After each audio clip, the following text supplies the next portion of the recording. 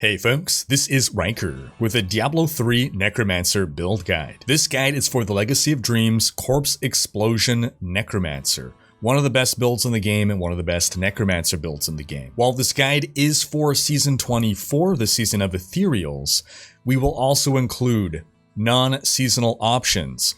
So if you don't have an ethereal, or if you're playing in a future season without ethereals, you can still follow this guide. The gameplay footage you're seeing in the background was recorded by top player Rob, and you can follow along with the written version of this guide on maxroll.gg, which was worked on by top players Rax, Chewy, and Wudijo. So in this video, we're going to cover the gear, the skills, and the playstyle that you'll need to rock this build. And it all starts with the Legacy of Dreams gem. This is a no set build. We use the Legacy of Dreams gem because while you have no set bonuses equipped, every legendary item you have equipped increases your damage dealt and reduces your damage taken.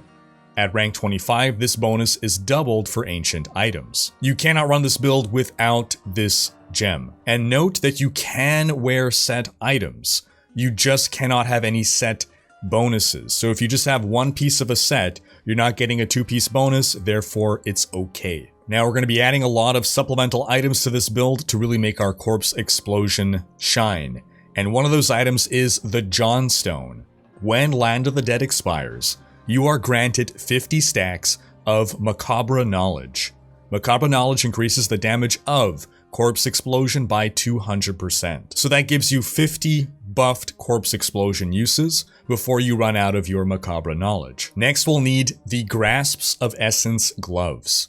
When an exploded corpse damages at least one enemy, your corpse explosion deals more damage for 6 seconds, stacking up to 5 times. This can lead to 1000% increased damage. Huge damage multiplier. Then the other items we're working in are important damage multipliers, not specific to corpse explosion, but Nair's Black Death. We'll put this in the cube. Each different poison skill you use increases the damage of your poison skills by 100% for 15 seconds. We'll be stacking 5 different poison skills to have a 500% damage multiplier to this build. We're going to want Trag'Oul's Corroded Fang. The Cursed Scythe rune for Grim Scythe now has a 100% chance to apply a curse, and you deal increased damage to cursed enemies. 200% damage buff here, this means triple damage, so triple damage to cursed enemies. Since we're going to be cursing enemies so much, we'll also use a Crisbin's Sentence. You deal 100% increased damage against slowed enemies, or triple this bonus against enemies afflicted by any other type of control impairing effect. So we're going to be able to dish out freezes with one of our powers. That's going to lead to 300% increased damage. Now this build does revolve around long periods of downtime followed by intense periods of dealing damage. So convention of elements and really working with your COE rotation cycle is critical for this build. Gain 200% increased damage to a single element for 4 seconds. This effect rotates through the elements. So this is going to be a poison build. So we want to ensure that in the poison rotation of our convention is when we are exploding our corpses. We're going to take a Dainty's Binding Belt. You gain an additional 50% damage reduction when there is an enemy afflicted by any of your curses.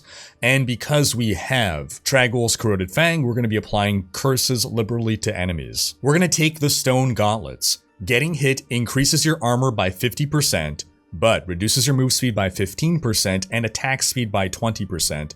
This effect stacks up to 5 times. So, huge toughness buff at the cost of a tremendous mobility debuff. You never want to use Stone Gauntlets unless you have a way to completely negate the negative effect. In this case, we're going to do that by equipping the Ice Climbers. Gain immunity to freeze and immobilize effects. If you don't have Ice Climbers, do not take Stone Gauntlets. Next, we'll take a Leoric's Crown. This build needs as much cooldown as you can get, and a Leoric's Crown will double the effect of any gem that's socketed within. We'll put a diamond in there to get more cooldown. Next, we'll take the Aquila Cuirass for 50% damage reduction. We're not spending any resource for this build, so we'll always be above 90% primary resource. Now, those are the most important items, but some extra supporting items will include Blackthorn's Jousting Mail Pants. We're not getting the Blackthorn set bonus, but these pants roll with elemental damage, and you'll want to roll them with poison damage. We'll also use a unity ring. This is just for solo play. You put one on yourself, one on your follower, and the token that renders your follower invulnerable. This has the effect of doubling your toughness. We'll take the Ancient Parthen Defenders. Each stunned enemy within 25 yards reduces your damage taken by 12%. Nice little buff. Nemesis Bracers would be a priority, but we're putting our Nemesis Bracers on our follower to emanate to us. Next, we'll take Razeth's Volition. Skeletal Mage gains the effect of the Gift of Death and Singularity runes. You gain 35% damage reduction if your essence is not full. So we're not actually taking Skeletal Mage, we're just getting this for that 35% damage reduction. We're going to try to maintain as close to full essence as possible to benefit from our Aquila without being actually full. Now for our offhand, we're going to want any phylactery, ideally the Lost Time, but it doesn't really matter. What's more important is that you get good stats. Then lastly, for Season 24, if you are using an ethereal, your first priority is to get any ethereal that has either Trag'Oul's Corroded Fangs power on it or Nair's Black Death.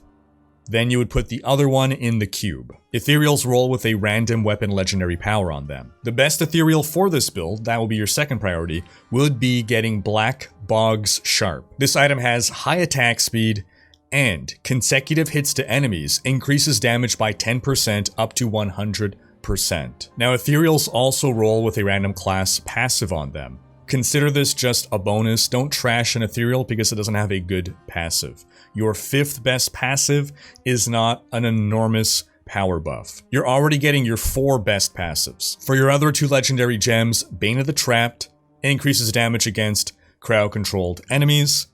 That'll always be the case. And Bane of the Stricken for pushing greater rifts. Bane of the Stricken is almost always mandatory. The more you attack an enemy, the more damage you deal to that enemy, and 25% increased damage against Rift Guardians. Now we'll go over exactly what we want on every piece of gear, but first we'll take a look at the skills. We're taking Grim Scythe, Cursed Scythe. This is generating essence, not that we really need it, but it's also going to be applying curses to enemies 100% of the time, keeping up our Dainty's binding buff. It's also a poison skill, therefore it's going to trigger our Nair's Black Death, so you're going to make sure that you always have at least one enemy on screen cursed. Next, we're taking Corpse Explosion, Close Quarters. This is our primary damage dealer. We're taking the Poison Rune to combine with Nair's Black Death. Corpse Explosion now explodes up to 5 corpses close to you, dealing a bunch of damage as poison to enemies within 20 yards. Corpse Explosion costs no essence, it just costs corpses. That's the unique mechanic for Necromancers. When an enemy dies, they leave a corpse behind. You consume that corpse to power certain skills. Necromancers also have ways to generate corpses, which we'll get to in a bit. But the most important thing to remember with the Close Quarters rune is that we are now exploding corpses near us, so we must be near the enemies that we want to kill and near the corpses. Now for Greater Rift pushing, we need to be able to generate corpses. Corpses will not drop naturally enough to produce enough damage to kill enemies. That's why we're taking Land of the Dead, Frozen Lands. Land of the Dead makes all corpse skills free to cast for 10 seconds. Frozen Lands make enemies in the Land of the Dead periodically frozen. That applies that hard crowd control that triggers our Crispin Sentence. So this build revolves around our Land of the Dead window and doing the vast majority of our damage in that window, which is why we want to stack as much cooldown as possible to get back into that window, because the cooldown is 120 seconds. Next, we're taking Bone Armor Dislocation. Bone Armor creates armor on us that reduces damage taken by 3% per enemy hit, up to a maximum of 10 enemies, lasts for 60 seconds, so that's going to be 30% damage reduction. And the Dislocation rune, enemies hit are also stunned for 2 seconds, but more importantly, Bone Armor is turned to poison. This allows it to trigger our Nair's Black Death, as well as our Crispin Sentence. Next, we're taking Blood Rush Transfusion. This is 1 for mobility and 2 for sustain. When you have a ton of enemies on screen and you're taking damage and you Blood Rush through them, heals 2% of your max health for every enemy passed through. This turns Blood Rush into a healing potion of tremendous effectiveness. And for our last skill, we're taking Bone Spear Blighted Marrow. This is the only skill we're taking that actually costs essence, so this is what we will use to prevent our essence from getting near max. we are taking Blighted Marrow because it's poison, so that this triggers our Nair's Black Death. That's the only purpose for Bone Spear. Trigger Nair's Black Death, keep us below max essence. For our passives, we'll want Spreading Malediction. Receive a 1% damage bonus for each enemy afflicted by one of your curses.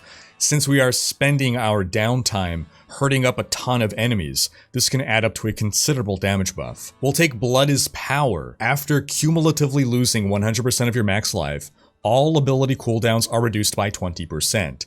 This effect cannot reduce an ability's cooldown more than once for each time that ability is used. This will help us bring our Land of the Dead back sooner. We'll take Stand Alone. Increases armor by 100%, reduced by 10% for each active minion. We'll take Eternal Torment to make our curses last forever. And for our final passive, for our Ethereal, we'll take Final Service. That gives us an extra life. So the gameplay here, again, revolves around working with our Land of the Dead and its window. With the amount of cooldown we're aiming for, we're going to have 48 seconds of downtime. That's 48 seconds to prepare for your next Land of the Dead window. So you're running around, you're trying to group enemies together, you're trying to find a pylon that you're going to click to spawn a champion pack when the time comes. You're going to be keeping up your bone armor. You're going to be keeping up your curses with Grim Scythe. Cast each one of your poison skills every 15 seconds in order to maintain your full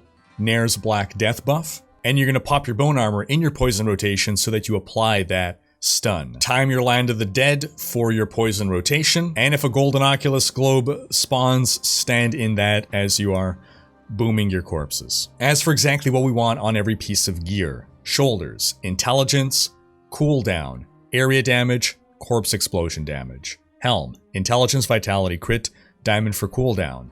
Amulet, poison, crit, crit. Gloves, intelligence, crit, crit, cooldown. Chest, intelligence, vitality, corpse explosion damage. Bracers, poison, intelligence, vitality, crit chance. Our belt, intelligence, vitality, life, armor. Pants, poison, intelligence, vitality, armor. Boots, intelligence, vitality, armor, all resist. Convention of elements, crit chance, crit damage, area damage. Unity, crit chance, crit damage, increased damage versus elites. For our offhand, raw damage, intelligence, crit chance, area damage, corpse explosion damage. As for our follower, we'll want the Enchantress. We're giving her the Smoking Thurible to make her invulnerable. We're taking Temporal Pulse for the slow it applies. Prophetic Harmony for the cooldown reduction it gives us. Powered Shield for the damage reduction and armor it gives us. And Focused Mind for the attack speed it gives us. For her weapon, the exact weapon doesn't matter, but ideally if you can roll the damage type to cold, then that will trigger our Lost Times effect. Your cold skills reduce the movement speed of enemies by 30%. Not hugely important. What is hugely important is giving her a flavor of time. This effect emanates to us. Pylon effects last twice as long. Nemesis Bracers emanates to us. Shrines spawn an enemy champion. Oculus Ring. When an enemy dies, there's a chance it creates a golden pool. Stand in that, gain 85% more damage. Unity, as we previously explained. Give her some Ice Climbers to make her immune to freeze and immobilize effects. And then you can give her other items that buff attack speed. Her gearing priorities will be intelligence, intelligence, intelligence. Get intelligence on every piece of gear. Put all the gems in all of her sockets that give her intelligence. That would be topazes. For our Paragon points, max out move speed, then add into vitality until you have about 750,000 life, then intelligence. For offense, cooldown reduction, crit chance, crit damage, attack speed. Defense, armor, life percent, all resist, life regen.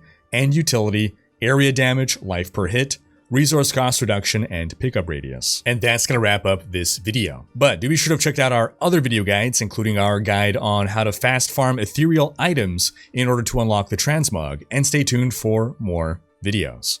Thanks for watching. Special thanks to my Twitch, Patreon, and YouTube supporters for making these videos possible. If you like what you see on this channel and want to support the creation of more content, you can consider pledging on YouTube or Patreon and unlocking behind-the-scenes content, monthly virtual hangouts, and more. If you enjoyed this video, please share it, check out these other videos, and subscribe to join Rhykker's Raiders for more Diablo content.